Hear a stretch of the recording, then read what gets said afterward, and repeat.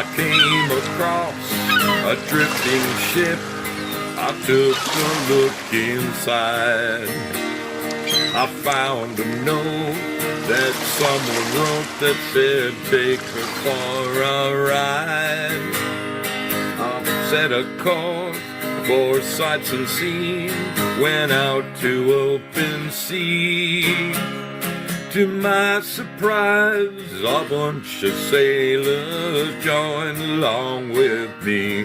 Now we're sailing on the mystery ship, and all you gotta do is join our trip. There isn't any cost of membership. All the sailors here are really hip. I'm the captain of the mystery ship, and I'm a-calling all aboard our trip. I'm really hoping that you'll enjoy it up on the mystery ship. So bring a friend and come along with us aboard the mystery ship.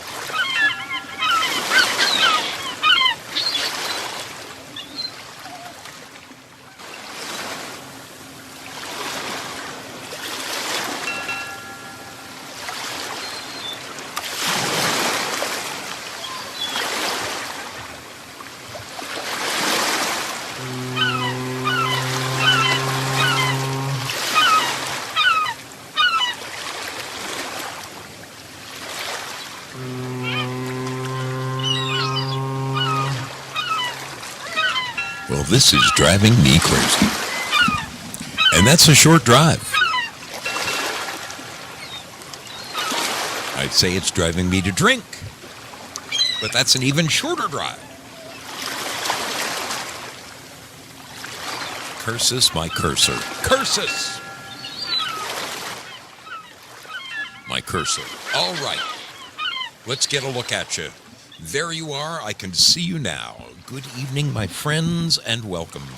Welcome once again aboard the mystery ship.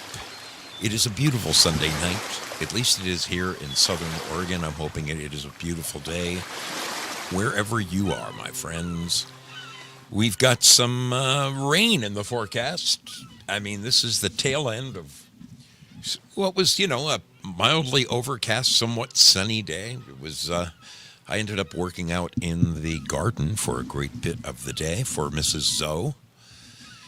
It was interesting in that Mrs. Zoe and all of her sisters got together and went and visited their mom's gravesite for Mother's Day. It's something they're doing every year, which I applaud. Seeing all the sisters get together and doing their thing. It's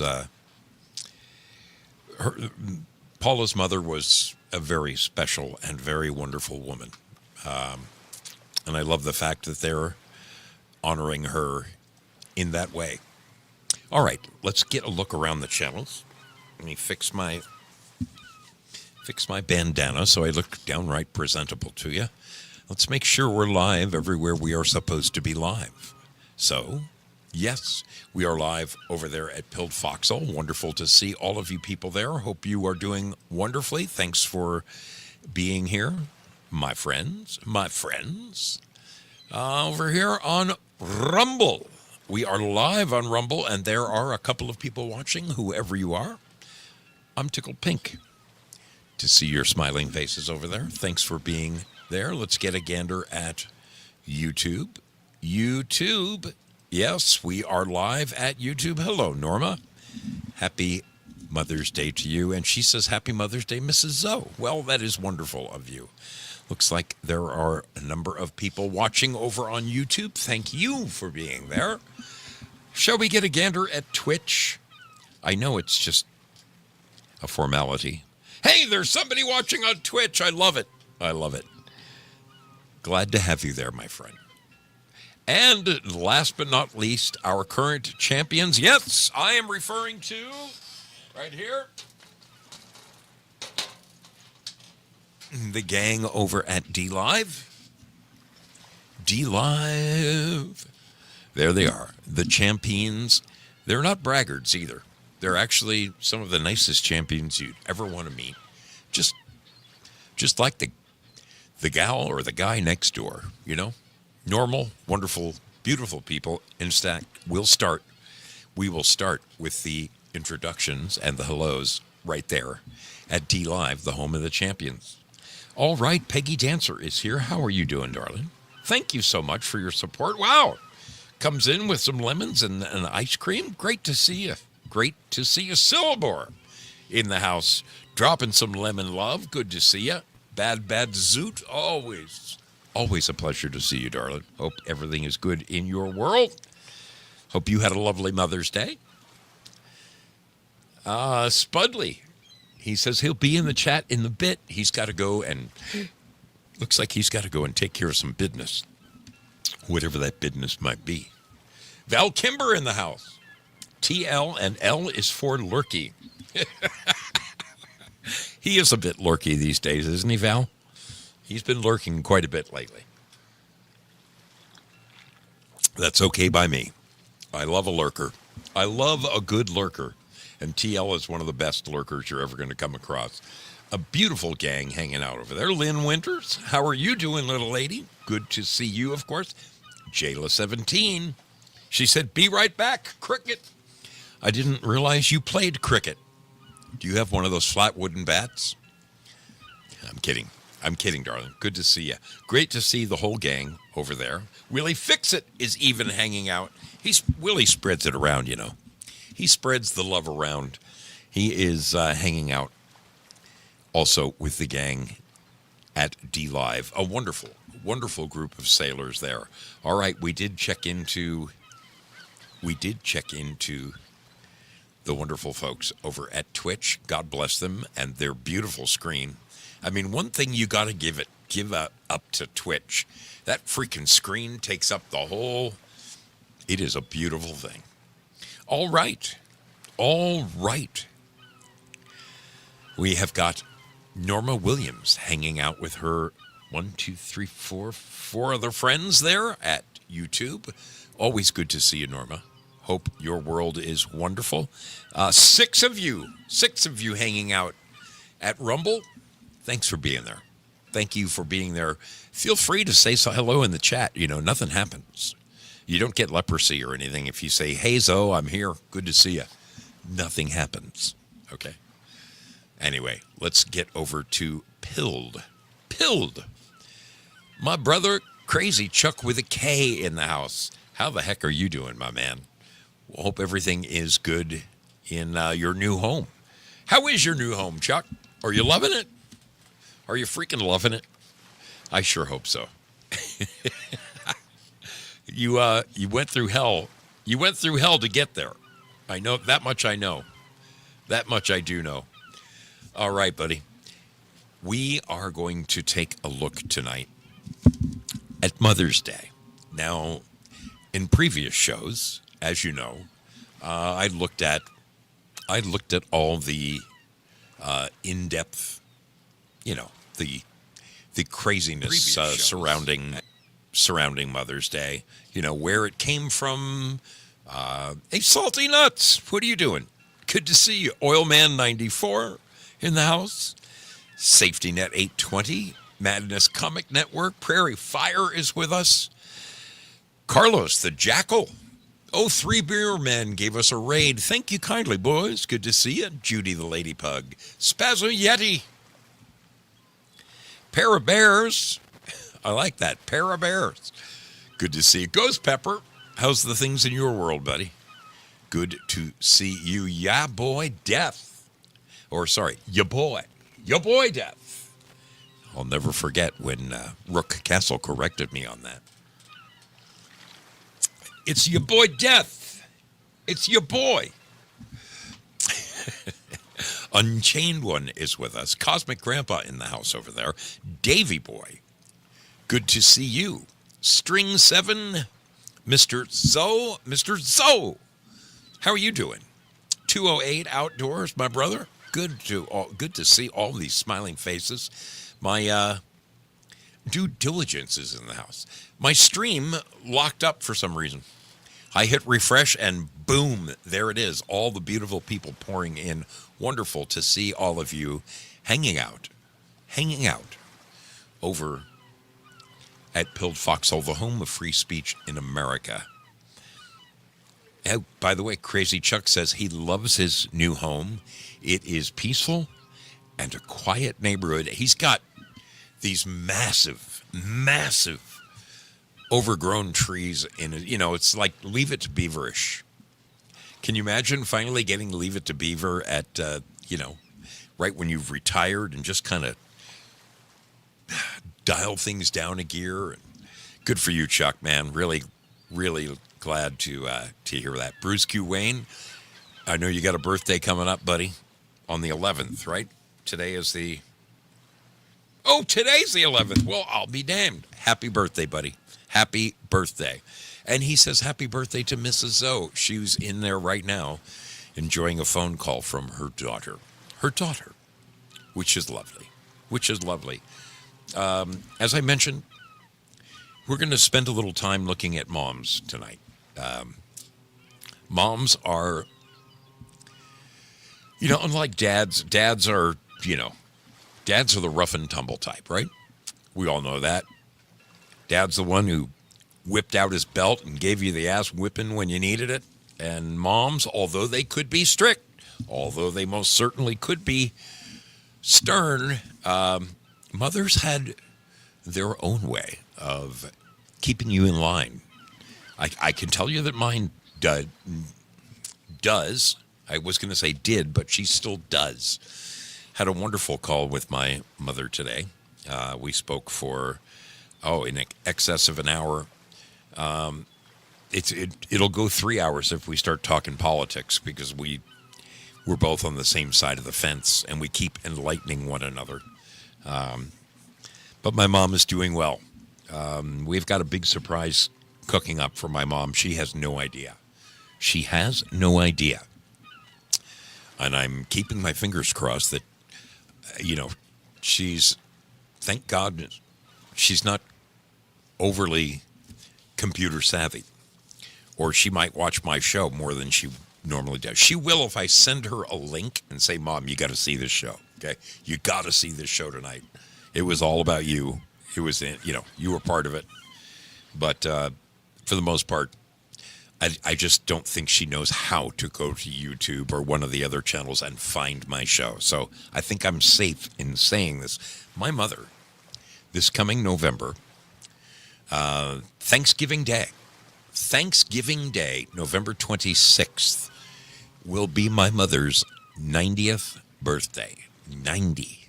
I mean, this to me seems impossible.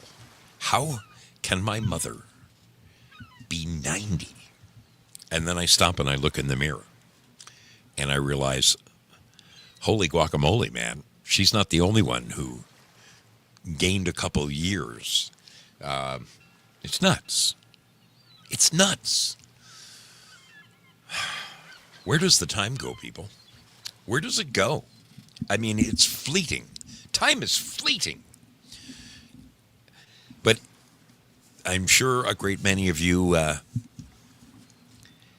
would hope that you still have your mothers with you.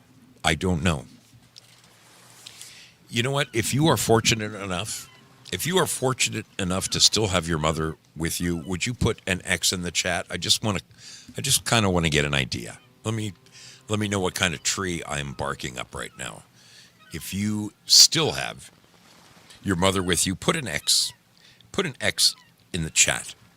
I want to see with my own eyes. I want to see with my own eyes. All right. I'm looking around the different channels. We see. Yes, Willie, I know, my friend. Q Magoo, checking in from Arizona, aren't you? Yes, I heard you went out to see your daughter. Congratulations. I'm glad that you are spending Mother's Day with your daughter. Good for you. Phil Bradley in the house. G Gab, 1963. G Gab, my friend says, my mom passed July 3rd, 2024. It hasn't even been a year. Sorry to hear that, my friend. You have my deepest condolences. Q Magoo says her mom and pop are an 81 this year. Congrats. Andy Social says lost his mom a year and a half ago. Miss her so much. My brother, I feel for you. I do feel for you. We have a number of people who... Secret Weapons says his mother is 99, lives alone. The All Flash says his mom will be 85 in December. Dave Mick lost his mom in 89.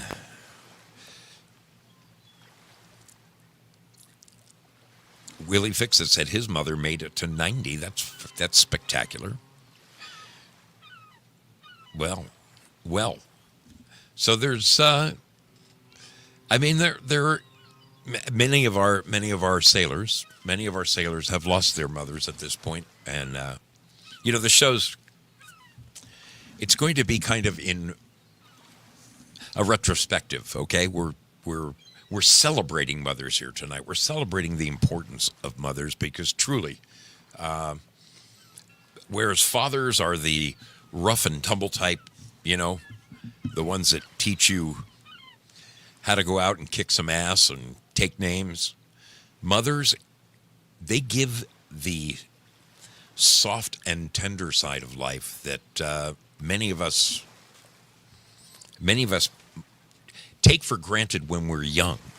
But when we are older, I assure you, your mother's influence has a direct effect on just what kind of human being you turned out to be, and that is a promise. We're going to look at a couple of very interesting stats here tonight. But first,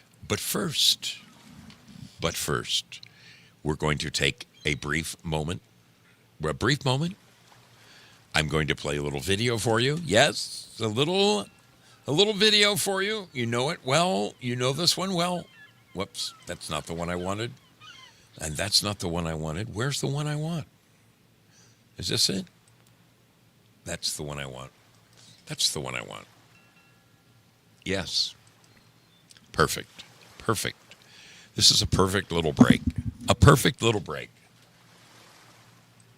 It just shows the people that your brother Zoe meets going around the country. And, damn it, where's my cursor? There it is. Okay. All right.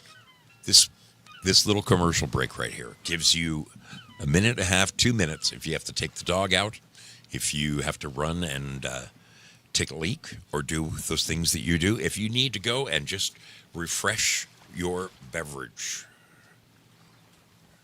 Just like that. This, my friend, is your opportunity. Seize the moment. Because we're going to have an interesting show the minute we return. Thank you for being here aboard the Mystery Ship. This is Daily Insanity, and you are listening to the Mystery Ship with Zoso Dude 77. Hi, I am Deborah R., and you are watching the Mystery Ship with Zoso Dude 77. This is Drooby Doo, and you're on the Mystery Ship with Zozo Dude. This is Captain Grams, and you are on the mystery ship with your captain, Zoso Dude 77. Hello, this is Prayer Warrior Girl, and you're on the mystery ship with Zoso Dude 77. Hi, this is Awakened Mom, and you are on board with the mystery ship with Zoso Dude. This is Matty F and B, and you're watching Zoso Dude on the mystery ship. This is Rick Coleman. Welcome aboard the mystery ship. I am Bitch Slap Satan, and you are watching Mystery Ship. What else? This is Jayla 17, and you're aboard the mystery ship with Zoso Dude 77. You are live with Zoso and the mystery ship via Sloan TV. This is John Otter, And this is Q Magoo. and we're watching the Zoso 77 mystery show. Oh, mystery ship! You're watching Mystery Ship with Zoso Dude 77. Greetings, sailors. This is Prairie Fire, and you are rocking on the mystery ship with our captain, Zoso Dude 77. This is Rhett 66 And this is 94 Winchester. You're on the Zoso show. on the mystery ship. All right, this is Sleeping Stars 91, also known as the Hot Dong Lady, and you are watching the mystery ship with Zoso Dude 77. This is Special K, and you're with us on the mystery ship with Zoso Dude 77. And he's got Hey sailors, it's TL Spud from beautiful Clark County, Washington, and you're watching The Mystery Ship with Zoso Dude. Of course, this is the Batman, your favorite mustache superhero. And I'm here to tell you that we are on the mystery ship with our good captain, Zoso Dude. God bless everybody. Peace out from Batman.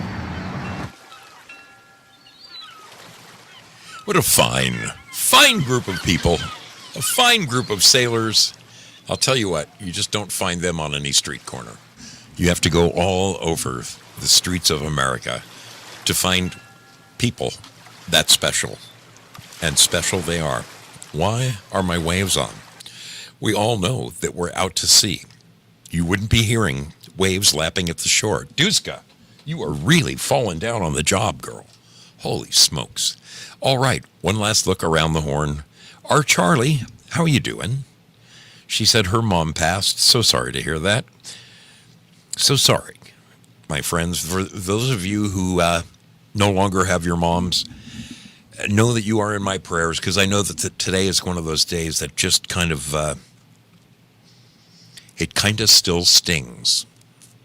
I want to tell you, losing, at this point, I've lost my father, and it has been, wow,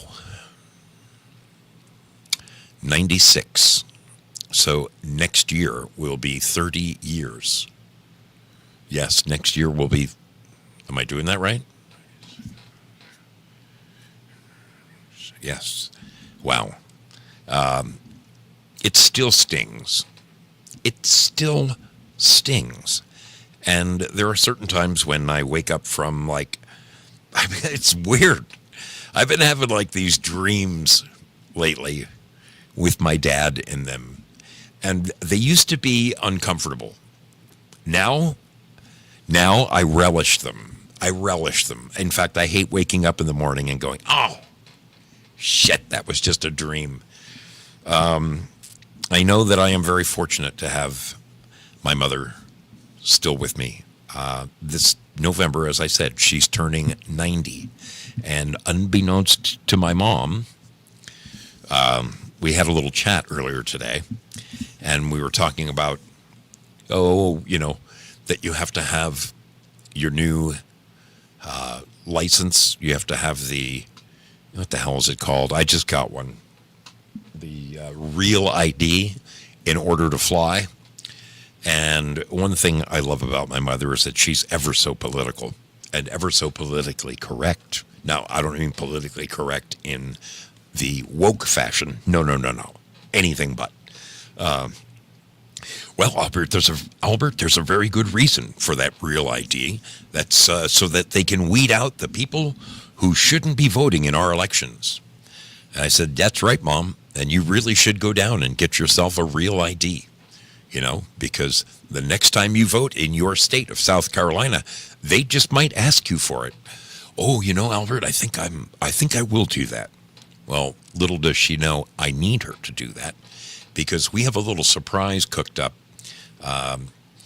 My mother hasn't traveled by plane now for about 4 years. It's becoming more and more difficult for her to do it all alone, lugging her luggage. And at 89, thank God. The woman, she still drives daily.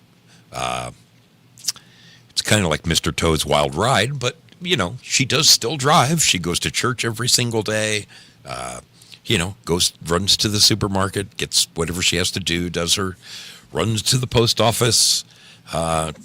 She's super, super involved in her church. My mother is the single most Catholic woman you'll ever meet in your whole life. So, fortunately for me and my brother and my sister, my mother has a younger sister who lives right in her neighborhood, about 5 minutes away, maybe 6. And she is, I want to say, 5 years younger. 5 years younger than my mother. So we have plans. Initially, we wanted to fly everybody to South Carolina and all of us just show up on my mom's doorstep for her 90th birthday. Now that would have been wonderful. It also would have just been heinously expensive. We're talking about let's see, 1, 2, 3, 4, 5, 6, 7, 8, 9, 10, 11, 12. There'd be about 12 of us. Oh, 13. Almost forgot my grandson. 13 of us would have had to get on airplanes and descend upon my mother's home in South Carolina. It would have brought incredible joy to her life, but we realized that, there's just so many moving parts, people coming from all different places all over the U.S. We finally wised up and said, wait a minute. My sister lives in a beautiful, beautiful home in Los Angeles. She's on the right side of the hood, okay? She's on the right side of the tracks, and a giant, lavish house in a little place called Cheviot Hills, just south of Homely Hills, which is just south of, well, doesn't matter. It's very, very nice. West LA. And we realized, we could take that same money and fly my mother and her sister first class all the way to LA for half the money that it would take the rest of us to fly out there. And it's just going to be easier because she doesn't have a job. She doesn't have an agenda like the rest of us. So that's what we're doing. And we're going to do it in August. So towards the end of August, my mother is in for one hell of a surprise for her 90th, even though she won't be 90 yet. This will be our opportunity to get the whole family together and celebrate my mother's 90th birthday.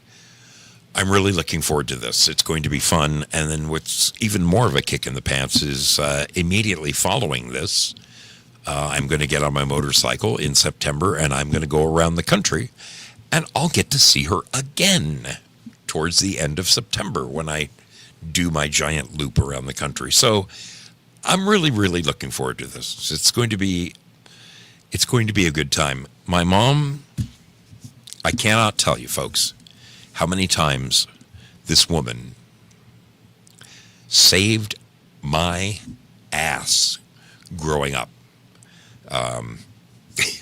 They say that opposites attract, okay?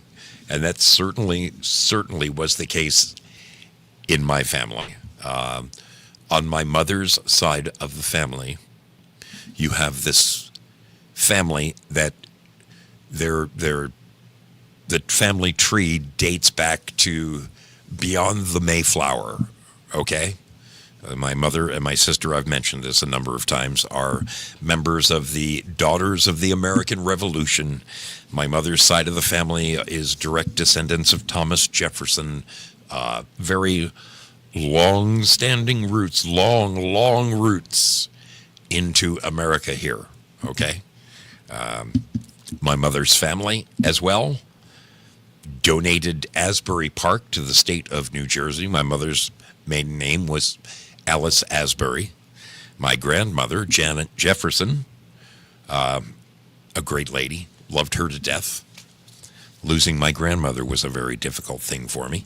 My mom came from this, not quite an aristocracy, but, from good, refined roots, Both my grandmother and my grandfather came from such ridiculously wealthy families that they told me the stories of what it was like when they had to dress for dinner. And my grandfather at, 12 years old would stand in the bedroom with his arms out while the butler and the chambermaids, whatever you call those people, they would dress him and they would do all of his buttons and tie his tie on them, and they got dressed for dinner every night. Kind of ridiculous. On the other side of the family, this is why I say opposites attract. My father was a first-generation American. His mother and father came over on the boat in the early, I think it was like 1920, 1921 they came over. They were just kids. My grandfather and his wife were, I think, 25 when they came over, and they did it the good old-fashioned way. They got sponsors. They learned to speak English. They learned to read and write in English before they came over. They did it the old-fashioned way, okay? The old-fashioned way. Came through Ellis Island. I was really kind of moved this last summer. I went to Ellis Island. I wanted to see what it was like. I went to the Statue of Liberty. It was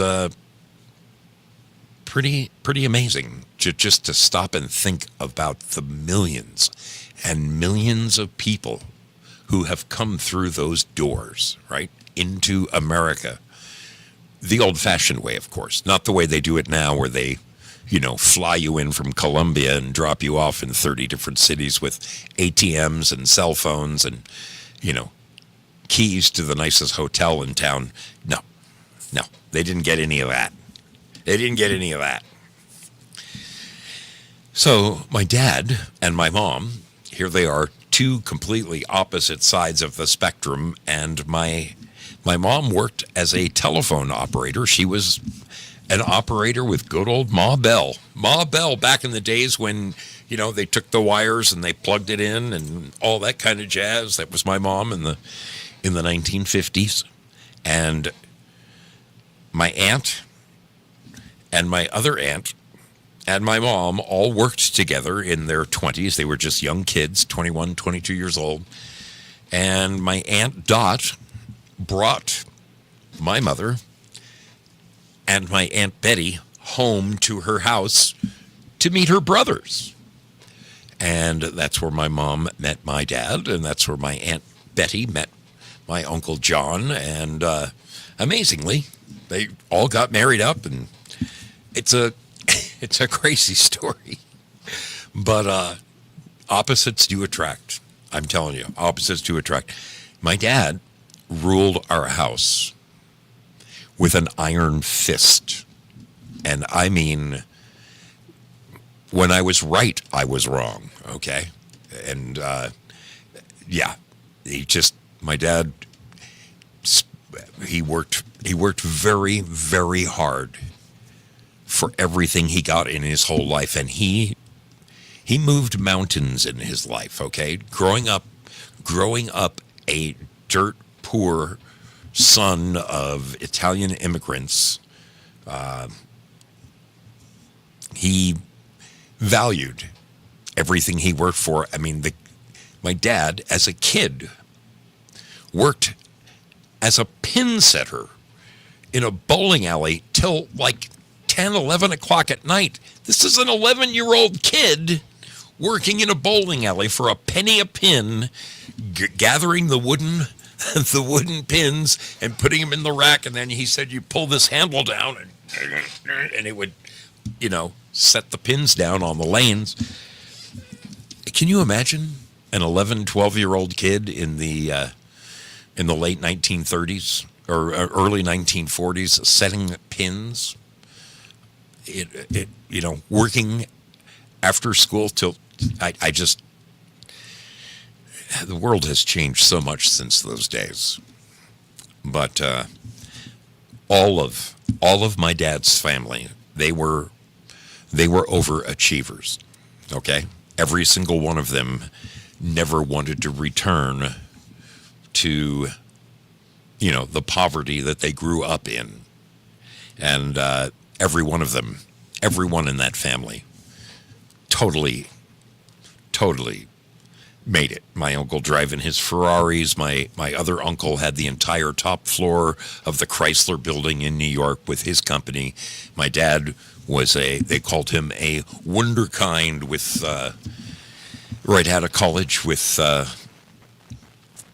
Borg Warner, with a company he worked for, and my dad very quickly rose to the top of the heap, flew all over the world. So it was up to my mother. It was up to my mother to raise us, because my dad spent 3 weeks out of every month with a suitcase under his arm, traipsing all over the world, taking care of the sales force with Borg Warner. He was the international sales manager, and he was never home. He was gone a lot. So, truthfully, I can say, thanks to my mother, I'm as well-rounded as I am. I'm a little more well-rounded down here than I used to be. I'm ashamed of that, but I'm very thankful. I'm very thankful to my mother for the things that she did when I was growing up. There were times when my dad and his red-hot Italian temper would fly off the handle. And I mean fly off the freaking handle. And 5, 6, 7, 10 times, I can think of times in my life where my mom never lied. Of course, she would never lie. But sometimes when I was in trouble, let's just say she would only proffer a portion of the truth rather than let my dad find out the rest of the story, to save my ass from 30 welts from a belt. Okay? My dad had no problem being a disciplinarian.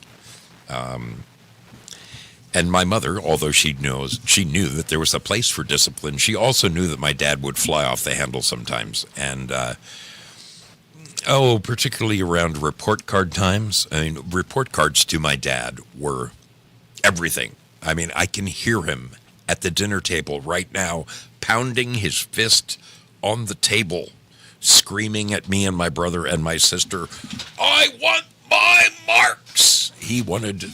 My dad wanted straight A's. "I'm sending you to private schools." School was a very, very big, education was at the forefront for my dad. He really wanted all of us to, what he figured was, if he was able to achieve in his lifetime what he achieved coming from a dirt poor family of immigrants, imagine the head start that me and my brother and sister would have, given the fact that he sent us to private schools and all of this. We should have been doctors and lawyers by the time we were 35, Well, none of that actually came to fruition, but, you know, that was what he had hoped. My mother, God bless her, God bless her. The things that she did for me, the things that she...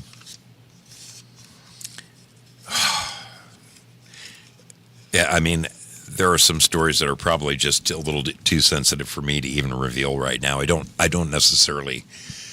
I'm a biker guy. I don't feel like crying on the air, okay? But I can tell you that my mother bent over backwards sometimes to save my ass. And I love her for it. There were a number of times when, what can I say? I know I really let her down. But she just kept, like a Timex, man. She kept licking and just kept on ticking. God bless her. God bless her. I'm looking forward to this opportunity to celebrate 90 years of Alice Sella. That's just, God, it's freaking mind-blowing that my mom could be 90. 90. I wanted to take a second to share with you guys. I pulled up a couple of articles here that I found were, I think, valuable to all of us. I found a couple of articles relating to what happens to girls. I mean, for the most part, I would think. I could be wrong. But for the most part, I kind of think that fathers tend to worry about the sons, and mothers tend to worry about the daughters. Am I right, ladies? Let me know if I'm right or wrong. Golden Crisp, how are you doing, darling? Happy Mother's Day to you. I don't think Frank has anything against my New York Jets gear, my friend. I mean it. Thank you kindly for your support. You are a sweetheart. Looking back at, I found a couple of articles here, and I'm just gonna gloss over them, okay? But I wanted to stop and recognize what happens to both girls and to boys when they are raised without a mother. I mean, the importance of a mother in the family it can't be understated. Let me just read a couple of these to you, okay? This is things I glossed over, but girls raised without their mothers may experience emotional and psychological challenges, including difficulties with self-worth, trust, and emotional security. These challenges can stem from the lack of a mother's nurturing influence and can impact various aspects of a girl's development, including relationships, self-image, and social skills. The potential challenges a girl has growing up without her mother are emotional and psychological well-being, like neglect and abandonment. Girls may struggle with feelings of abandonment and neglect if they don't have a consistent mother figure in their lives, leading to long-term psychological challenges. Now, this isn't all girls. This is just, it can happen, okay? This is worst-case scenario stuff here. Don't think that I'm, more regarding emotional and psychological well-being. The young girl's self-worth. Without a mother's positive influence, girls may develop low self-esteem and difficulties in establishing a strong sense of self. Trust. Trust is a big one. The absence of a mother can impact a girl's ability to trust others, especially in romantic relationships and friendships. And lastly, emotional security. Girls may struggle with regulating their emotions and developing healthy coping mechanisms if they haven't had a secure emotional base with their mother. And, I can see that. I can see where every one of those could be a possibility. It's not just the girls, though. Listen to the similarities with boys who are raised without a mother. Okay? Boys raised without their mothers may experience difficulties with emotional regulation, attachment, self-esteem, all of which potentially lead to insecure relationships and difficulties trusting others. Very similar to the girls in that aspect.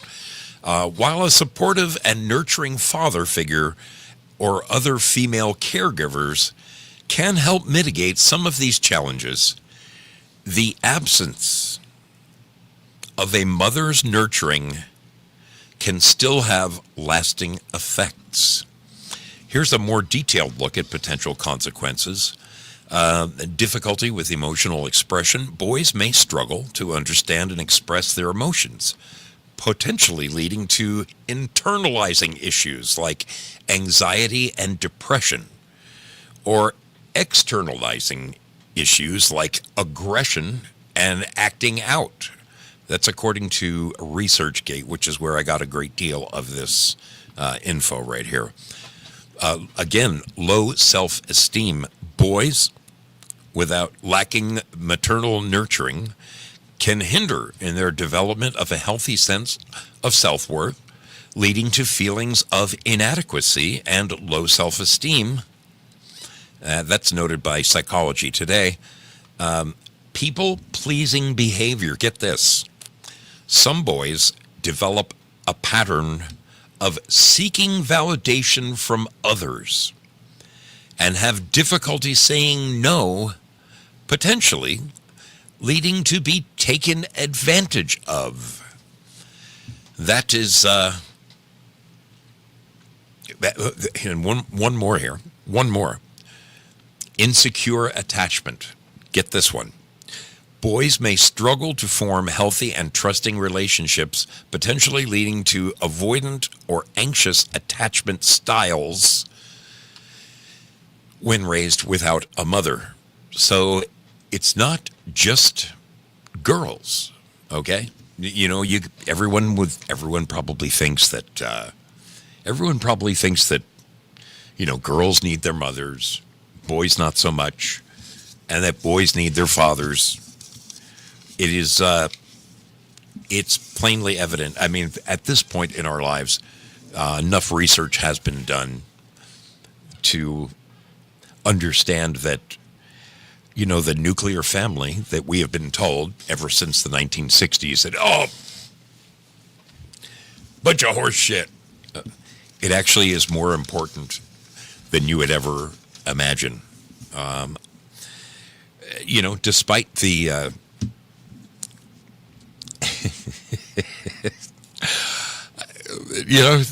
you could say portions of my upbringing were probably a bit dysfunctional. There was only one side to any story, and it was my dad's side. My mother was not in a position to stand up to my father.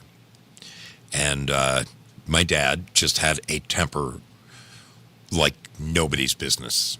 And, when there was times when he would just go off like a Roman candle, and, man, you just didn't want to be anywhere in the hood. And my mom, she couldn't control him. How is Mary Poppins going to put out a fire-breathing dragon? It's just not going to happen. So, but don't get me wrong. I lived about as close to, one would hope, to having a normal American childhood as possible. My mother and father stayed married the entire time that they were both alive, and my mother has remained single ever since. It's funny. Shortly after my father passed away, my mother was hit on by a number of men in her church, and my mom very quickly shut that down.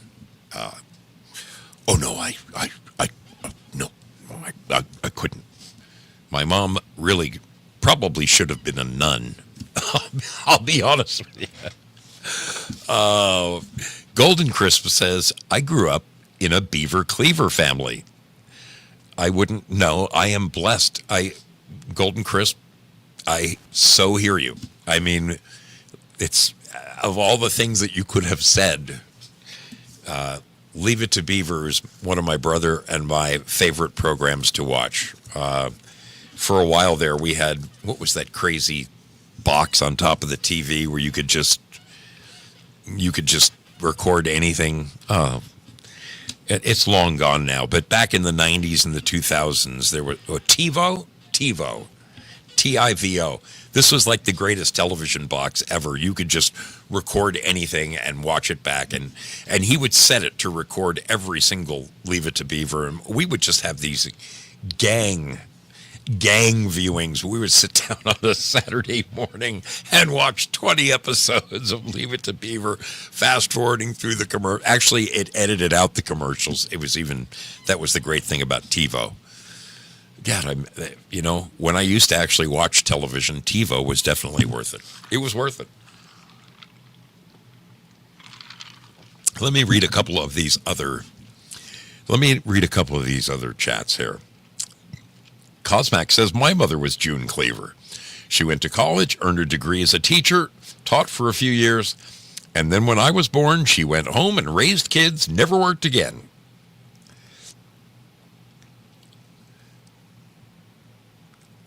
Man, let's check out some of the other channels here. Let's hear what they're saying on some of the other channels. A lot of moms are living saints. I know mine is. Well, good for you, Mad Mike's World. Yeah, I have to agree with you, dude. God bless that woman. God bless that woman that raised me, because, yeah. Q Magoo says, I would say moms would love a son, but making a girl reminds them to tell their daughters it's okay. You can be fierce. I love that. I love that. I love the maternal instinct that teaches self-preservation. One thing is very unique about Mrs. Zoe. Okay, her mother was really quite a lady. A few years older than my mom, about 5 years older, but and Mrs. Zoe is the youngest in her family, whereas I was the oldest in my family. So again, opposites attract kind of a deal. But the things that she learned from her mother stick with her to this very day, and I have to say, I have learned quite a bit from Mrs. Zoe's nurturing skills, which she learned from her mother. I mean, totally different family, okay? My family, we had 2 boys, and then 5 years later, along came the baby of the family, a little girl. Mrs. Zoe's side, 5 girls. 5 girls. And there's like a 12-year age difference from the youngest to the oldest. Pretty interesting. Her dad must have been a very special fellow to live in a house with 6 women. Wow. Wow. That's what I'm going to say. Here's to you, buddy. Anyway, You know, the fact that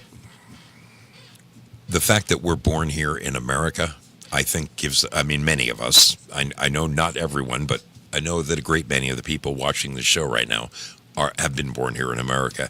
And we are truly blessed, especially the people around my age. I mean, face it, folks, we grew up in a time frame where America hadn't hit the skids as it has now.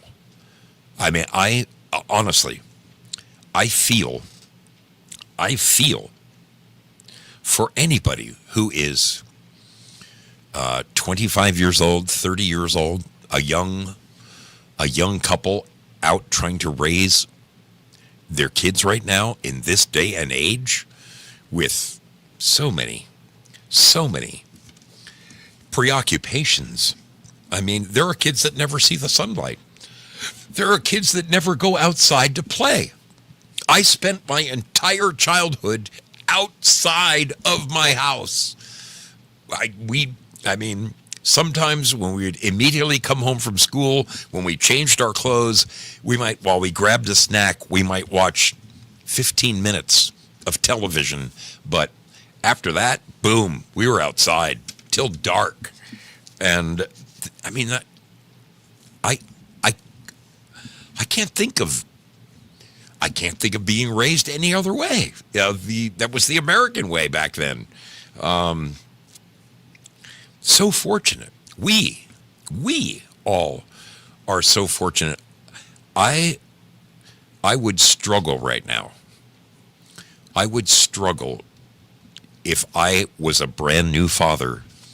Even having the father that I had and the mother that I had that instilled certain values in me, I'm telling you, with the challenges out there that face kids today in this world, from the insanity being taught in the schools to the drugs that are out there. I mean, there wasn't any worry of 10 and 12 and 13-year-olds doing drugs back in my day. I mean, I started at 14 rolling doobies, but I mean, kids are exposed to so much these days. And even the best mother, I mean, I have to say this, with the small exception of a handful of people I know that are homeschooling their children, and that, let me tell you, the percentage is like 0.01, okay? Most young couples that I know, guys I work with, okay, many of the men that work for me are early 20s, mid 20s, 30, 32. They all got kids that are, newborns to 5 to 7 to maybe 10. And both parents work. Both parents work because they have to. They have to survive. What an advantage us older folks had. Like Cosmac said, his mom was an educated woman. They got a degree. She could have probably gone on to, bolster the family's income. They probably could have hired a nanny to watch the kids, but no, she chose to stay home and watch the kids. And that was probably the healthiest thing that Mr. Cosmac ever had, Wow. I feel for the kids today, and I think it is so freaking important that the moves that are being taken right now in American education to return it, to take it away from the feds and return it to the states and return the power to the parents. Parents need to be, especially young parents, man, they need to be involved at the PTA meetings and all that stuff because, oh man, this is one of those times where I feel blessed. You know, I might piss and moan sometimes, complaining about the aches and pains I have in my ankles and my knees and my shoulders, but you know, it's not easy getting older. It really isn't. Man, I wouldn't want to be 25 today raising a family.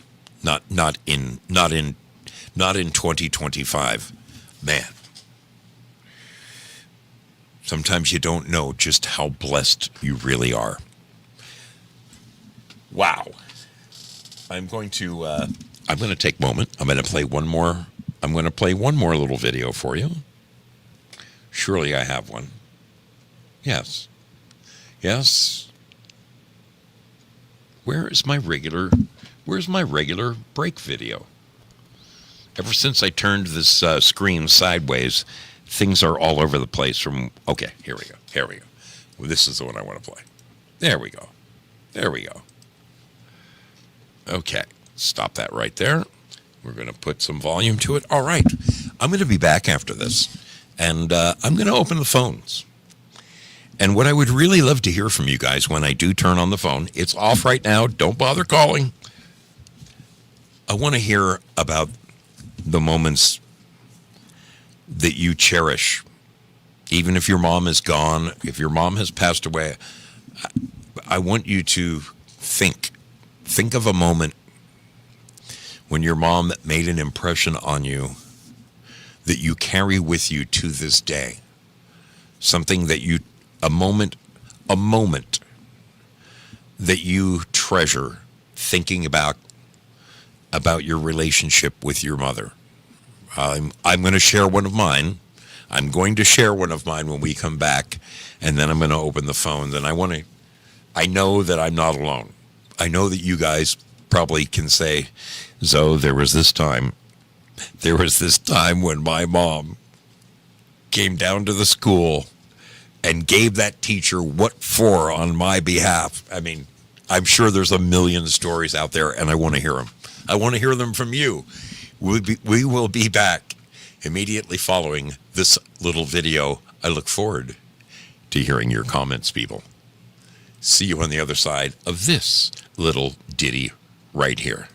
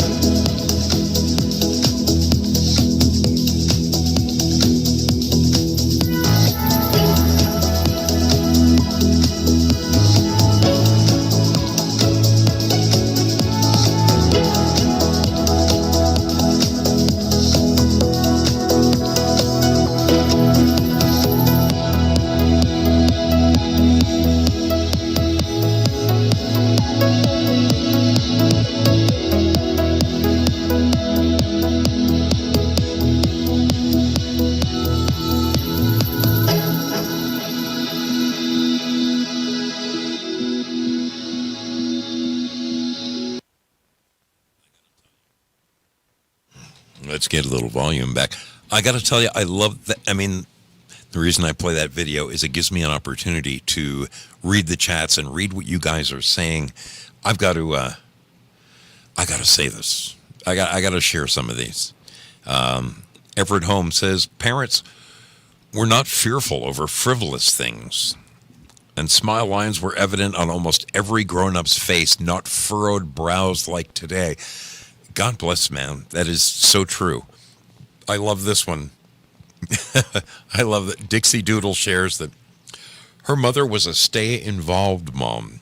She was an artist and took me everywhere. She was really something. I miss her. I love that, Dixie. I freaking love that, man. I love that. Golden Chris shared something so good here. She says, my dad is so awesome. My friends that never had a dad, he would always step in. That's why I pimped him out. She pimped out her dad. That's that. That's awesome. That is so awesome. It's beautiful stuff. It's beautiful stuff, folks. Man.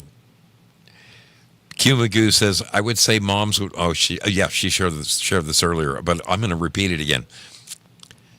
She would say moms would love a son, but making a girl reminds them to tell their daughters it's okay, you can be fierce. Q Magoo is a really grounded and wonderful friend. She's got a daughter who is going to Arizona, school out in Arizona right now. I bet she's extremely proud. I know she's a great girl, a great, great girl. Mad Mike's World says, my mom has always been a rock. She always looks at the positive side of life, very steadfast in her faith. I'm always in awe of how she remains a pillar in the community well into her 70s. That's fantastic, Mike. Really, really a wonderful thing to share. God, you're blessed, my friend. You are blessed. Cab 7 Ben, I freaking love you, buddy. I love you, man. Oh, dude. Let me see some of these here in Peggy Dancer shared. My mom taught me how to notice the children that were being abused or worse from their families. So important to save the children. Oh, God bless your mom for instilling that in you. It's interesting now. I mean, there really wasn't a lot of that kind of talk when I was younger, and I'm sure Peggy's close in age to me. We didn't have those kind of issues. I'm not saying that it didn't happen, but I'm saying percentage-wise, I think the percentages were far, far lower than what they are today. It's actually scary, you know. I got it. This looks like it's a two-parter. All right, let me find what Syllabor said earlier. This is really interesting stuff. Really interesting stuff. People are sharing some great, great things about their mothers. Wow. Now, this is just really, really, really wonderful things. In a moment, I'm going to open up the phone lines. And seriously, if you've got an anecdote to share, something really special that happened between you and your mother that you would like to share with us, I invite you to call in. It could be a moment that just the two of you shared together that you'll never ever forget. It could be just something that maybe you guys did regularly that made you kind of like the all-American family, like, you know, sitting down at the same places at the dinner table every night. Mom making those home-cooked meals that are, you know, burned into your brain. You know what I love? You know what I love as being an older guy now is going and visiting my mom and having her make, I don't care what it is. I don't care what it is. Just one of Mom's dinners that she used to cook when I was a kid. I mean, I remember the Yankee pot roasts and the and the oh my God, there were so many different. She was, right out of the 1950s Betty Crocker cookbook. That's where my mom got the brunt of her. She had one of those Betty Crocker things with a 3-ring binder, and inside were all kinds of millions of little recipes and things that she added. And I swear to God, the book is like that big with all kinds of addendum pages hanging out all over the place.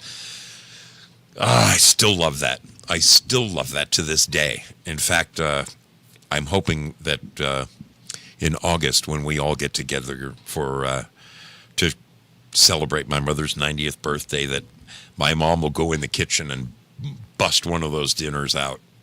In fact, I'm going to vote for the Yankee pot roast. I'm going to say, Mom, I'll buy, you cook, okay? Tell me what to go get. But no, if you have, there was a special moment that you remember sharing with your mom, I don't care if it's something heavy, a time when she really bailed you out, a time when your mom helped you out, straightened you out, enlightened you, I invite you to call in. Let me see if my phone's working. Is it working?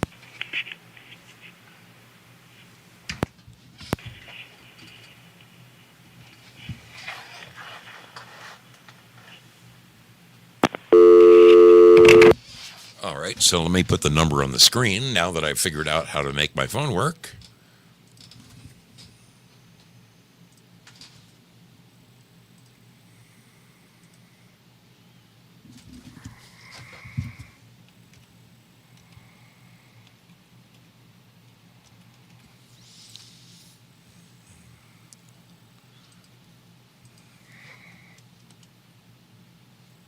Mm-hmm.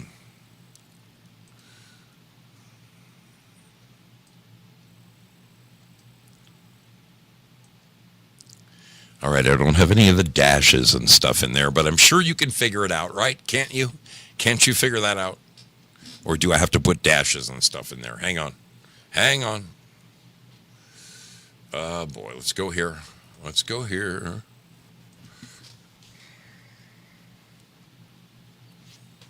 You can figure it out. I know. I have face on you. Whoops. What's going on with my phone? You got your dashes in There place. you is. Yeah. What are you doing with your Oh, man. My mom's got stuff. She's still kicking. That's so cool. Yeah, that ain't been a tough day for me because it's been a bunch since she's been gone. But I forget what else we were supposed to say something, but I don't know. Any special moment where you had with your mom that you remember? Oh, yeah, the best thing from Mom?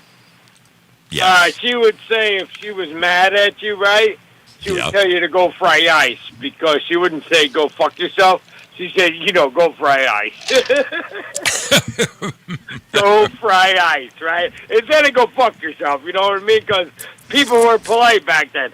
She was Pentagon, intel shit, World War II Navy wave, right? Yeah. She even packed a gun and guard duty and stuff. As my mom was only like 4'11".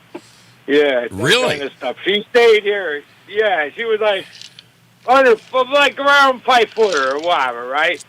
Not a big tall girl, right? But she had to do guard duty one time in the Navy in World War II, back then, Yeah. I mean, she's been gone for a bunch of years, but she was born in like 20-something, right? And it's 2025 now, last season, whatever.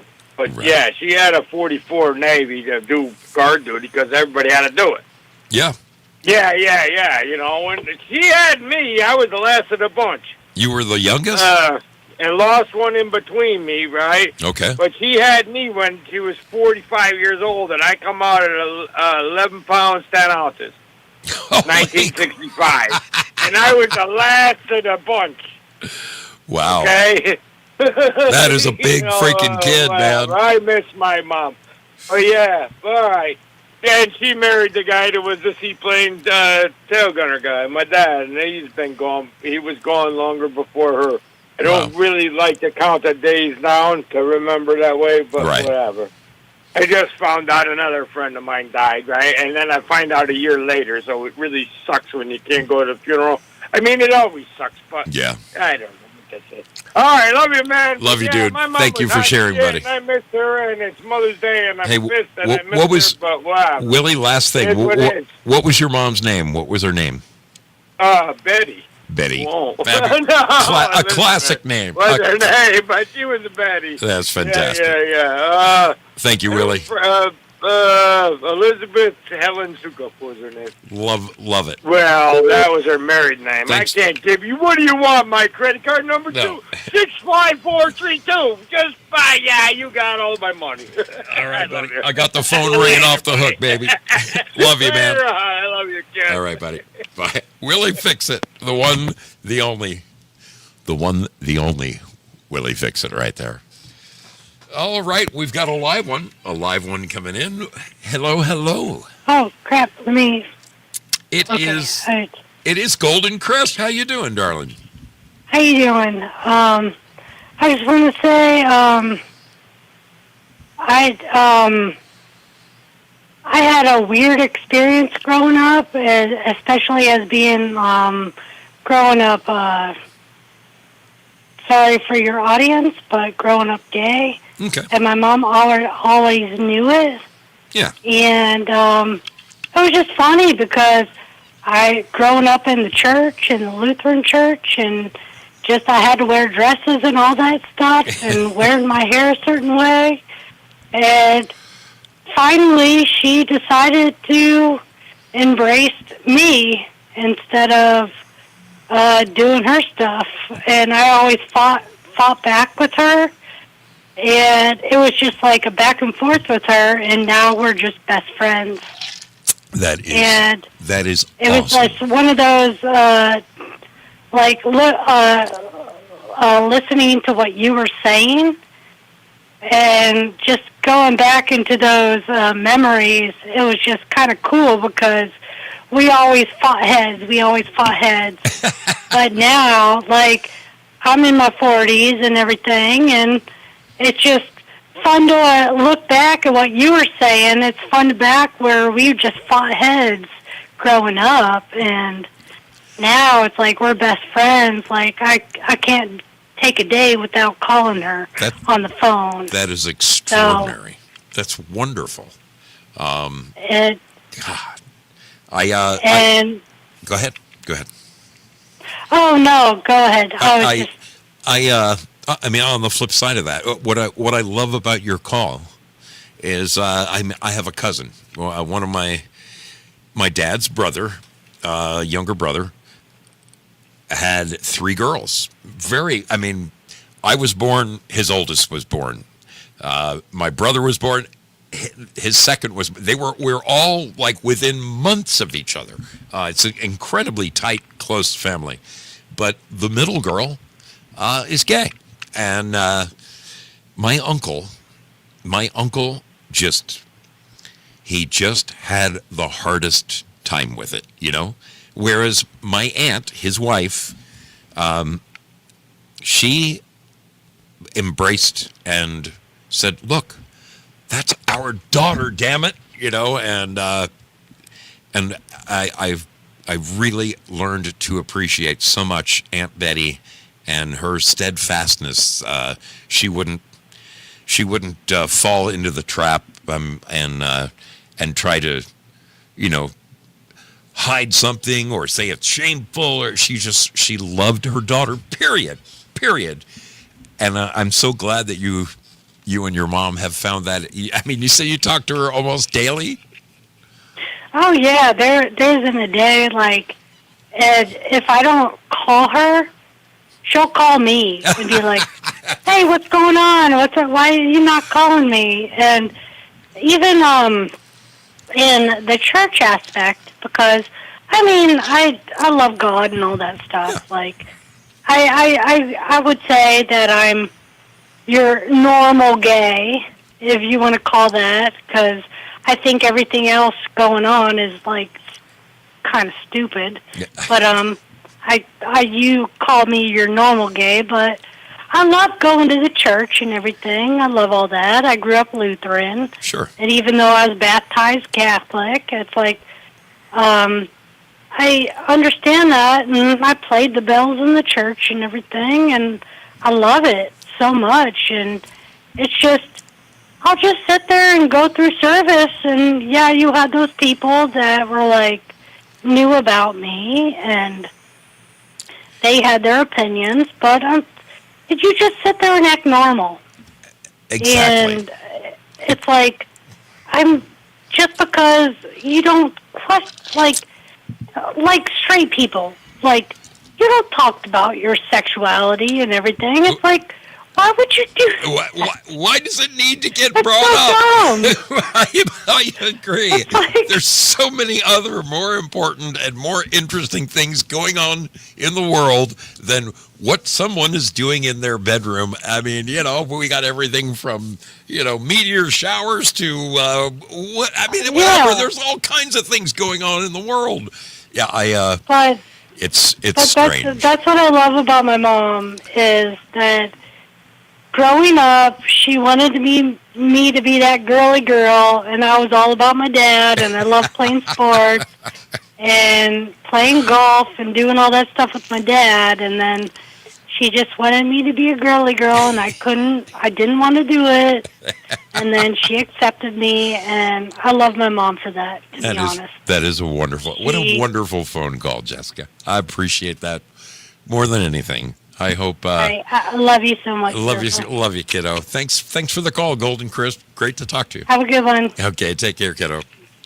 Bye. That is one of our wonderful friends to the north. Great lady. Very supportive of this program and many other Foxhole programs. God bless her. Very cool. We got another call coming in from the 559 area code. Welcome aboard the Mystery Ship. Who do we have on the line? Yes, it's me. It's me. Okay, I think I have the program turned off. Okay, so I have way too many things to say about my mom. That's okay. But I'm going to pick one thing in particular right after I say this umbrella story. My mom raised 4 kids. I was the oldest, and an alcoholic husband. Literally, he was I call it a closet alcoholic, because we never used that word or really knew what was going on while we were growing up. We never knew why we always went back to Southern California for summer vacation. We never knew why we were always moving. We never knew why he was never doing the same job year after year. We never knew all that stuff. Never knew why my mom had to start all of a sudden going to work, why we had to get a second car, why she had to teach herself to drive, why she had to look for jobs where she had no experience, but she stepped up to the plate and she learned it. Wow. And amazing. And my mom was raising literally 4 kids and an alcoholic husband. He wasn't one of those ones that raged on and was violent and screaming and everything. He was locked away in the bedroom all the time, so he was emotionally unavailable. Yeah, right. My father, however, was a doctor, so I have spent a lot of my years being pissed off about his early death. He died before he was 45. Oh man, I'm sorry. From alcohol poisoning. Sure. He went into the hospital on a Monday. I was in Long Beach. They were in Modesto. My mom called me and said, okay, Lynn, you better get here quick. Your dad just went into the hospital. I don't know how much longer he has. Don't know what's going on. Although she did. I didn't. And I said, well, Mom, we can't get there until the weekend. We've only got 1 car, and we can't leave the job. So we're bringing the 2 babies in the car, waiting till the weekend. She says, well, that's okay. This was Monday. He's in a coma right now. He wouldn't even know that you were here. Right. Well, what happened before I could get there on Saturday is on Wednesday he woke up and he said to my 2 brothers, and I'm guessing my sister was there too, kids, I know now that I am an alcoholic, and when I get out of here, I will never take another drink. Wow. Both of my brothers promised to him on his deathbed that they would not drink or smoke ever. But, of course, they both broke those promises. My brother absolutely killed himself with alcohol as well. Oh, I'm so sorry. Anyway, long story short, here's the positive thing about my mom. Not only was my mom taking care of all of that stuff, but she taught herself how to play piano and organ by ear, just by listening by ear with no professional lessons. Wow. She She was always the soloist in the church choir, and afterwards in conventional or singing groups outside of the church. One was called the Mother Singers, and she was the soloist. Wow! So my mom sang. Everybody in my family were artists. Here's my favorite. My mom made Halloween costumes, especially that I remember the ones for me and my sister on her sewing machine. Yep. That if you saw them in a costume shop today, you know that you were going to pay $500. Oh yeah, absolutely. And we only kept them 1 year. I don't even know where they went after that. I can't all the detail that went into them, everything. So my mom was an artist in so many ways. Oh, that is. Took care of the lawns and the garden and everything all herself. Cooked and stayed positive all the time. Raising an alcoholic husband and 4 kids, basically alone emotionally.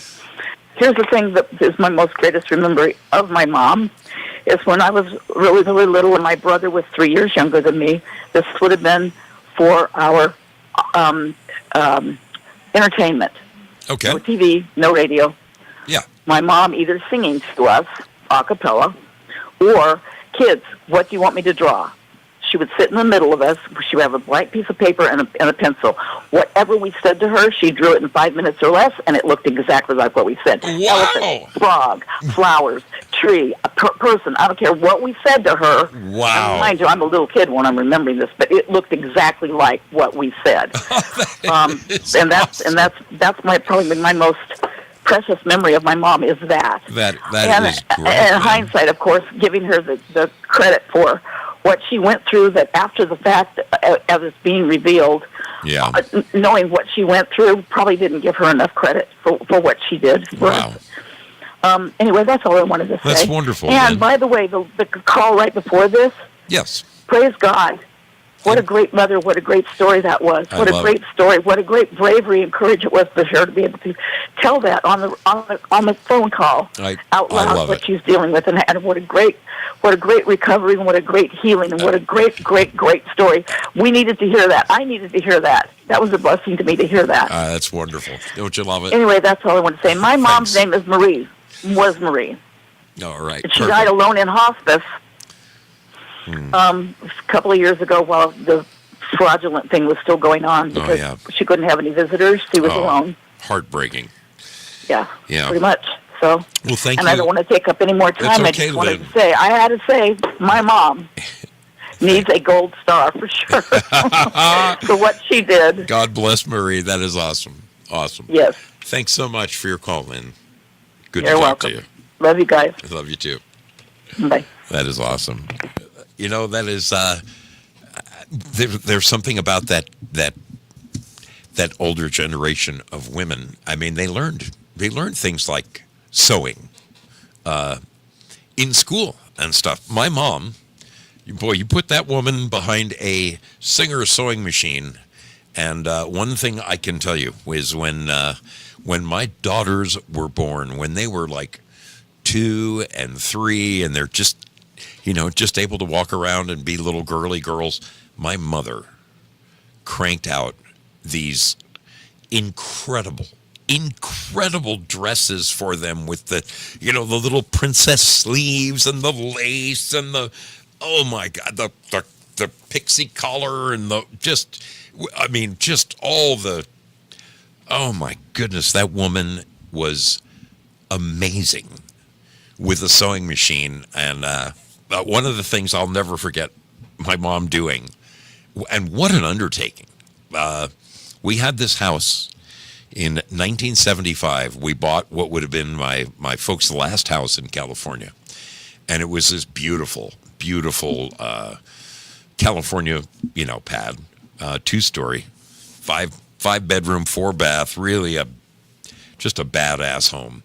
And when you walked in the front door, there was a set of stairs to the right that would take you up to like this little platform that went across from one end of the house. There was 2 stories over there and 2 stories over here, kitchen down below on this side, living den and bedroom on the lower side. Then upstairs, when you went across the bridge, there were 2 bedrooms up there and 2 bedrooms up there, master out front. But when you walked under this bridge and continued out into the house, the it went floor to ceiling, 20 feet tall from the ground to the ceiling. Just extraordinary, huge. And my dad loved to, I've told this story before at Christmases, he would go out and get these, 16, 17 foot Christmas trees. I don't know where he would find them, but he loved putting on the dog at Christmas. But I'll never forget when we moved in that the curtains in the place were horrid. They were probably the original curtains from the house when it was first built.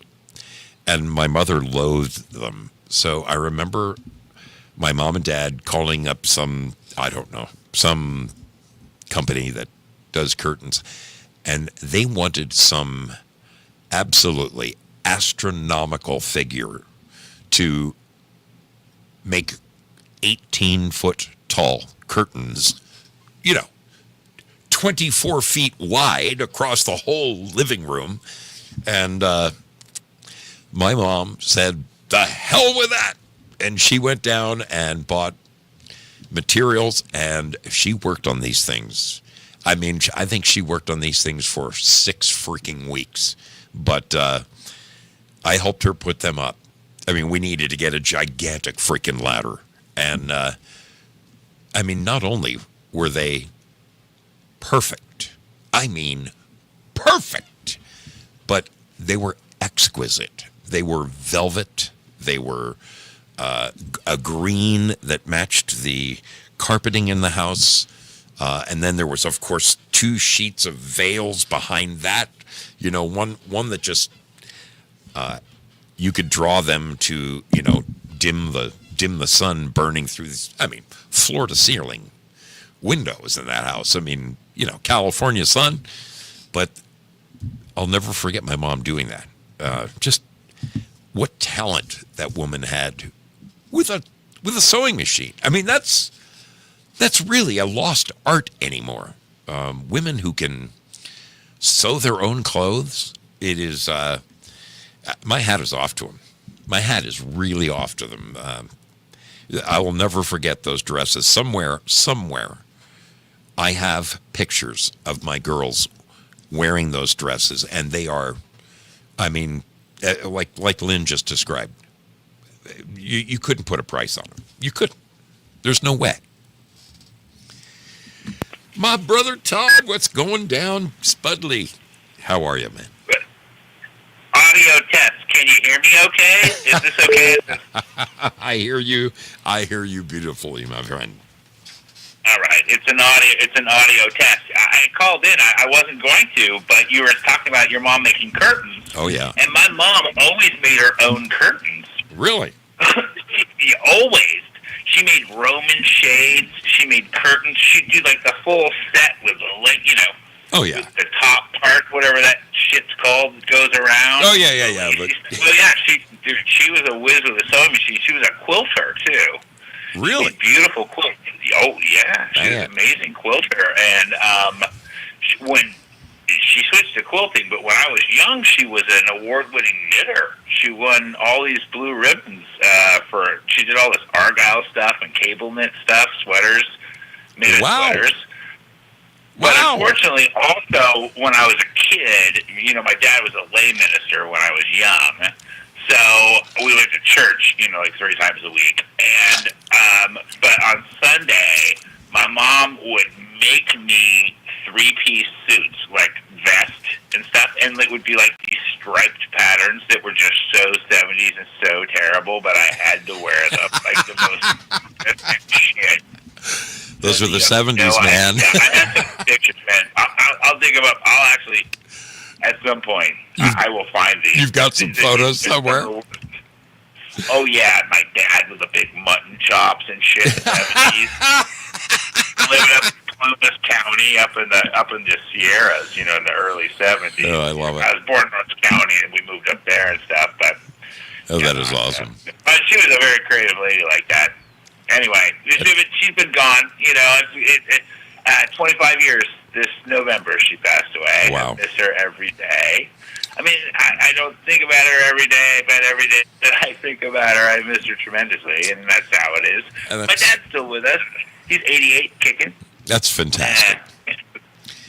Yeah, he's over in the Caribbean or something, right? Where is he? He's some island, right? No, Dad's in the Philippines. Dad lives on Mindanao. He lives in Cagayan de Oro. Oh. And has for a long time. Actually, yeah, I talked to him. I talked to him, well, it used to be Skype, now on Teams. It's so much better than Skype, who knew? But yeah, I can talk to him like I'm just sitting right there with him. That's the trippy thing. You know, people say what they want about technology, but I can sit, and I just did, like, I can sit across, like, I'm sitting across a table from my dad for like an hour and a half to just have a conversation with him. I love it. Sitting there. Yeah. You know, I mean, that's beautiful, but wow. I don't know. My mom, the other thing I would say about my mom, it has a huge influence on me. My mom had an entire alternate vocabulary for everything. And how she came about this is kind of from her dad, who I never met. He died before I was born. But she had this really strange sense of humor, really strange. And so everything had and she fucked me up kind of in a way because, excuse my language, she messed me up because I thought some of these words that were just she made up out of her head were like real words that I tried to use around people, like hundas for underwear. She called underwear hundas. She called coffee FOD, F-O-D. When it was time for bed, it was QED. It's QED. And I mean, absolutely no other kid on the, because these were entirely. It's her own vocabulary. QED. Did it stand for something? QED. Well, no. No. Well, I mean, except for the fact that she called all. This is terrible. And she was not racist, but she called all black people groins.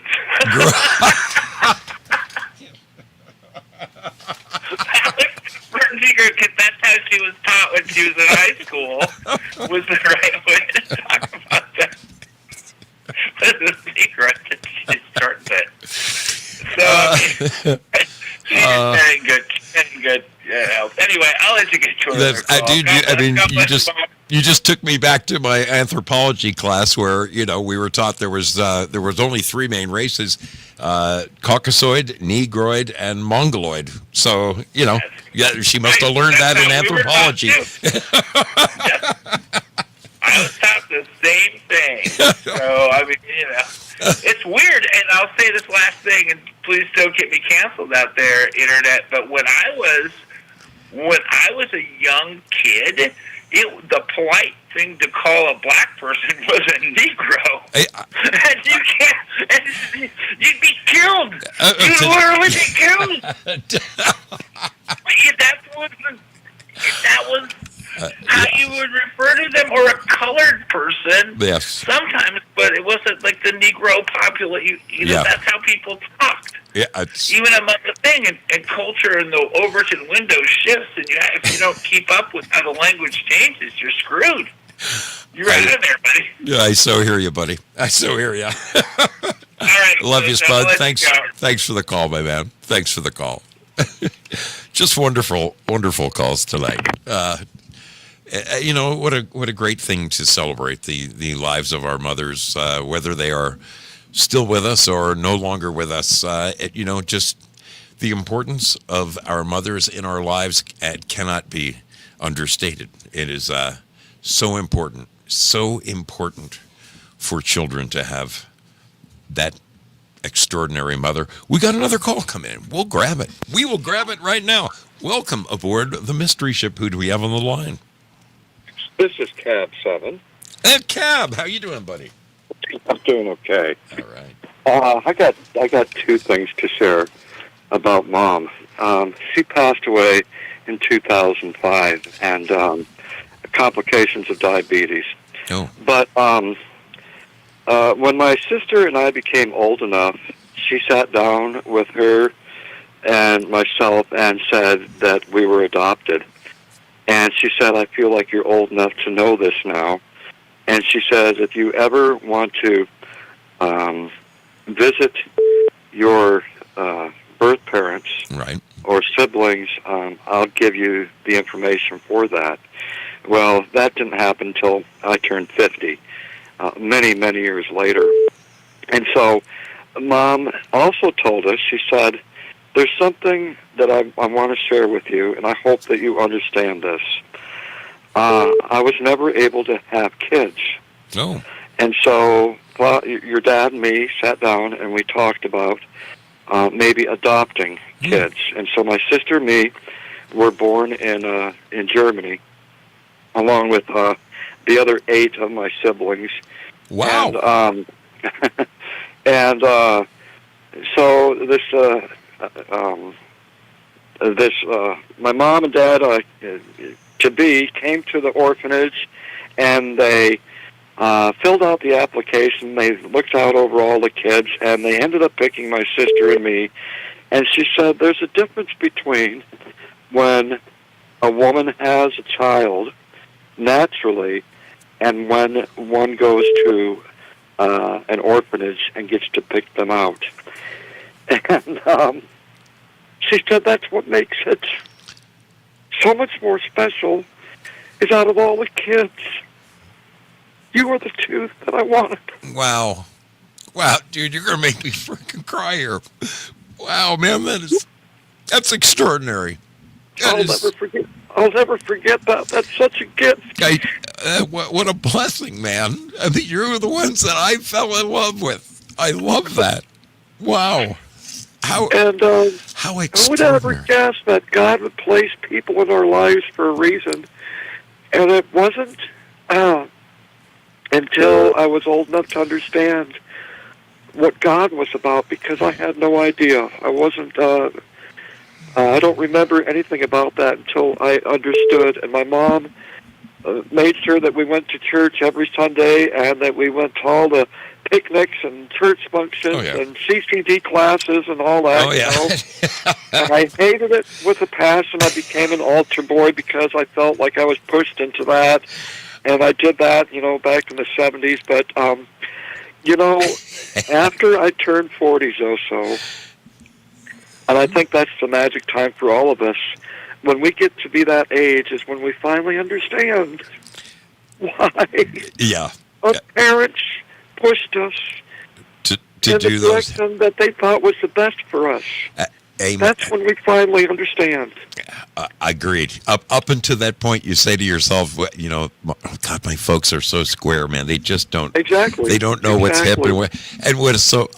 It's funny. My brother and I joke about this to this day, Cabby. Back in the day when my dad was screaming at us in the 70s and, the early 80s and going on and on and on, and my brother and I would just look at each other like, man, he just really doesn't get it. And then now my brother and I are like, oh my God, he was right about everything. Yeah, absolutely. He was just trying to instill into us what we needed to know for later on. And man, the guy was right as rain. He didn't miss a thing. I was joking with my mom earlier today on the phone, back in the early 70s when skateboards were, really becoming. They had just gotten away from the steel wheels, and we've had the first like rubber real trucks and stuff. That's when skateboarding really, really kind of took off.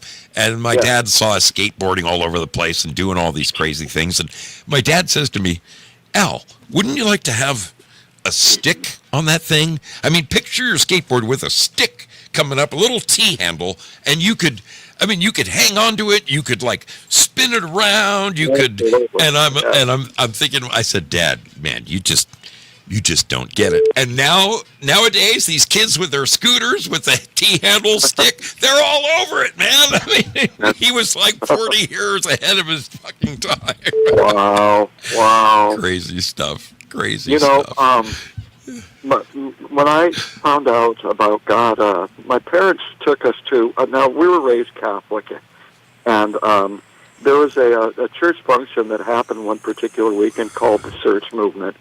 That was a big thing back in the Catholic Church back in the 70s and 80s.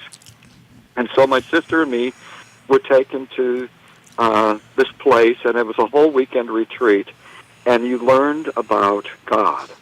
And there were 48 other kids that were there from around the city that were to make this search movement, and it was for seniors in high school. And I was so thankful by the end of that weekend. I didn't want to,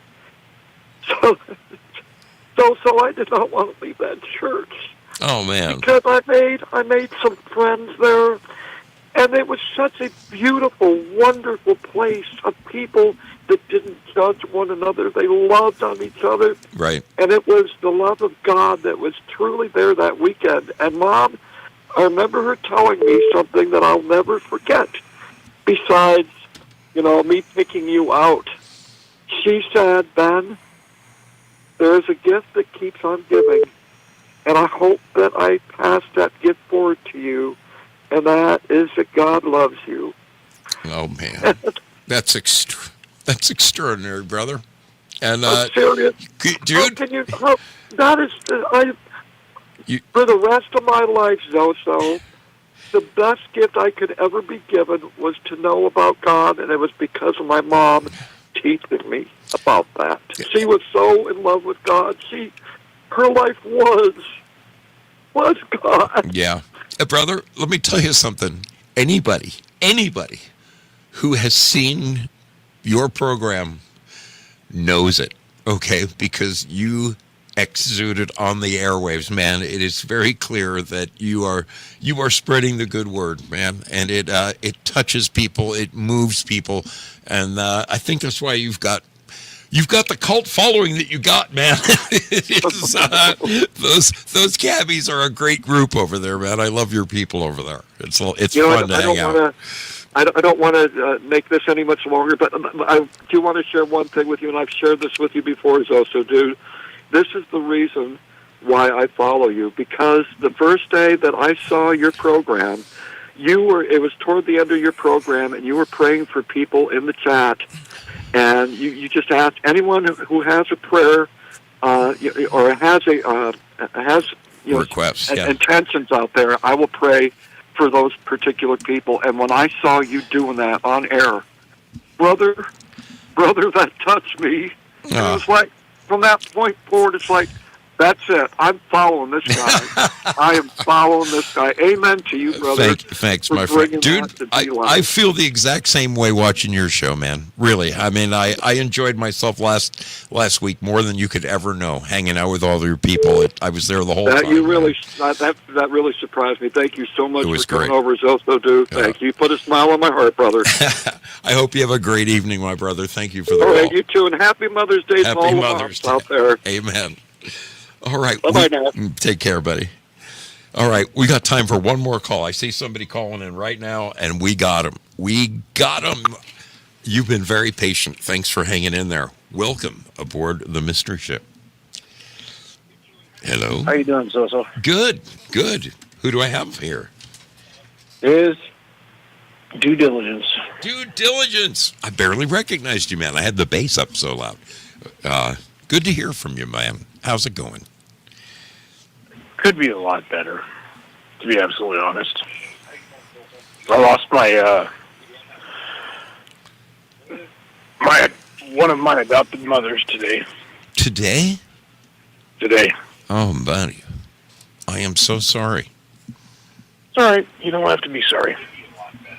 She chose the way she wanted to go, which is kind of funny because, well, she had a little bit of dramatic flair. Oh, man. And the bad part was I found out about it while I was live during the Beers and Bros show. Oh, while you're live on air? Oh, Yep. man. Oh, that had to kind of take the wind out of your sail there. Yeah, it sure as hell did. Oh, buddy. But you know what? The best part about her was she chose me as her son. And she adopted me, great woman. Oh, man. Absolutely great woman. Well, I mean, clearly she left an indelible mark on your heart, my friend. Apparently, just like I did with her. Sounds like man. Bro, I'm really from the bottom of my heart, brother. I feel for you. I'm it had to be it has to on Mother's Day. On Mother's Day. I know. I know. Pretty crazy, isn't it? Yeah. Yeah. But she did have a flair for dates. Apparently, she just said, "You know what? Fuck it. I'm gone. See you guys. Well, love you, boys, but we'll see you soon." Well, today was the day she decided to go. Brother, I hope you won't mind if I put you and yours on the prayer chain list. We Oh, that's fine. Absolutely. Believe it or not, I actually called in sick for tomorrow because I'm just this was one of the ones that kind of hurts the most. Oh. I mean, when I lost my adopted mom. Yeah. I would have called in for a week straight. Oh yeah. For this adopted mom, I'd call in for a week and a half straight. Oh, buddy. Man. Well, but yeah. But I will say this though. I'm happy that I was able to know her. Yeah. As well as all, because technically speaking, I have 3 mothers. 2 of them are adopted. Well, technically speaking, 4. 1 biological and 3 adopted mothers. I still have 1 left. Well, that's good. Yeah. And it's a situation where don't you dare go. Oh, yeah. Oh, yeah. I'm going to tear this planet apart if you decide to leave. Brother, I want you to hang in there, my man. I know this has got to be a really difficult moment for you, and I want you to know how very much it means that you could call in under duress, man. I mean, that is God bless you, brother. God bless you, my friend. I want you to hang in there, dude. We're going to be praying for you. We're going to be praying for you. This is what a Marine is. Whether we're under duress or not, we'll still get the job done. Blood and guts, baby. Oh man. Well, I am right there where I gotta click over the show and move it along. But I'm very glad you got through. Thank you for your persistence. I'm glad you made it through, man. Just know we'll be praying for you, my friend. I know. We'll catch you soon. Okay, buddy. Hang in there, my man. I will do. Love you, brother. Love you too. His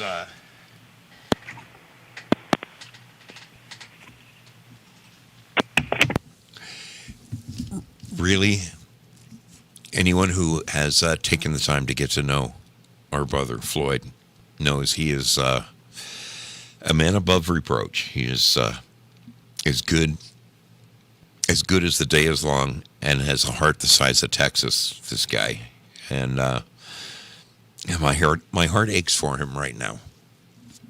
Really does. There are a number of people that before we get out of here, I would like to. I'm going to release the gold pills, and I'm going to do all that.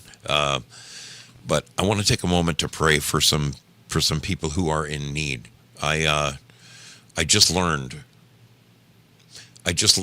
yesterday from, how do I do this? There we go. Like that. Yes, like that. I just learned yesterday from our friend Sandra that a wonderful young lady, I don't know if you guys are familiar with her, but you should be. She is a podcaster over on the Foxhole. She has been one of the stars on the Foxhole Squares, a very wonderful young woman, a beautiful young lady. She goes by the name Lori, Lori, Lori 1717. Anyone who has ever seen her program, this woman just exudes God's love, very much like my friend Cabby. And I just learned that she suffered a stroke. Now this is a young woman. I mean, if I was to venture a guess, I'd say she's, and I feel like I'm pushing it. I mean, early 40s, if maybe I'm all wet. Maybe she's older than that, but she's a very good looking lady, so she could be older than that. But I mean, she's very young to be having a stroke. Would you please keep our dear sister Lori, 17, in your prayers. Pray that she heals up from this. She's fighting a good fight, and she's doing okay. Sandra has talked to her, but please, by all means, keep her in your prayers if you would. Our friend Girl Patriot shared with us yesterday that her husband was headed for the hospital. Girl Patriot is a dear friend of this program and someone we care a great deal about. And she and her husband are very, very, very, very happily married. Would you please keep Girl Patriot's husband Dave in your prayers, please? Wait, is it Mike? I think it's Mike. Please keep Girl Patriot's husband in your prayers, and she as well. I want to ask us to please pray for our dear brother Due Diligence and his family, as they have just recently learned of one of his mother's passings. God bless them all. May God wrap his loving arms around them and just heal them, fill them with his peace, and guide them over the next few days as the sting begins to wear off. I'd also like to ask us to continue to pray for our dear friend Gary Flessner, our dear sister Leah Worth and her mother, and for that matter, all of the mothers out there. I would like us to please remember all of the mothers out there. May God richly bless them all. All right, I'm going to sneak on out of here. This has been, for the most part, a really interesting and just a wonderful show. Thank you to the amazing people who called in tonight. With your calls and your stories. You're over the top. You're over the top. I am hereby releasing the scratching over there on Pilled Foxhole. So go and get yourself some gold pill love over there. Meanwhile, over here in Lemon Land, yes, your brother Zoe is going to throw a couple of things into the treasure chest. Let's see what we can do. Let's see what we can do for our friend. How about a little something like that? And bingo. I am hereby distributing the rewards right now in some kind of 25-second period. You will be seeing a treasure chest popping open on your screen. Good luck to you. I hope you win it. I hope you get something out of it. Look at all these people hauling in the gold pills. That is great. That is great. That's fantastic. Very, very, very good. Wow. There's some good ones in there.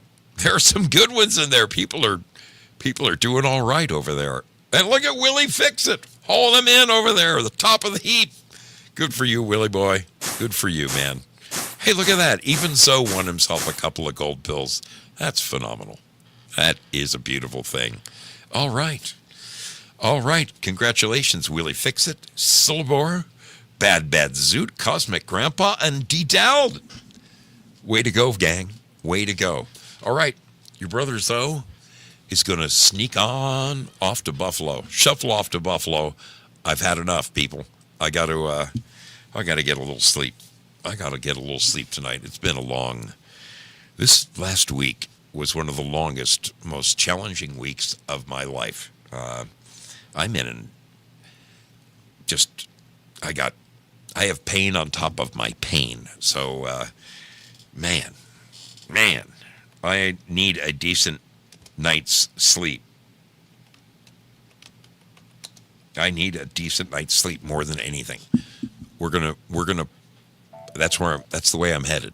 I'm headed for a decent night's sleep. Thanks to everyone who came and hung out with me tonight. Thank you over there at YouTube. I freaking love you. All of those, you over at Pilled, all 11 of you. Gypsy9999, good to see you. Good to see you. Thanks for shouting out. The wonderful people, the wonderful sailors over at Pilled Foxhole, God bless you. And, of course, our sailors hanging out at the home of the champions over at D Live. Yes. Good for them. Good for them. I'm going to boogie it on out of here. Let me open this up and turn off the volume there. Bingo. Turning off the volume there. Let's go here. And that should do it. Bingo. Bingo. All right. I'm out of here, people. Have yourselves a wonderful week ahead. God bless all the moms. Happy Mother's Day to all of you wonderful mothers out there. May God bless each and every one of you. And husbands, take good care of those mothers. You know, they're the better part of what you got going on. God bless each and every one of you. Have a great, great weekend. We will see you. Great week ahead. We'll see you around the bend, my friends. Take care.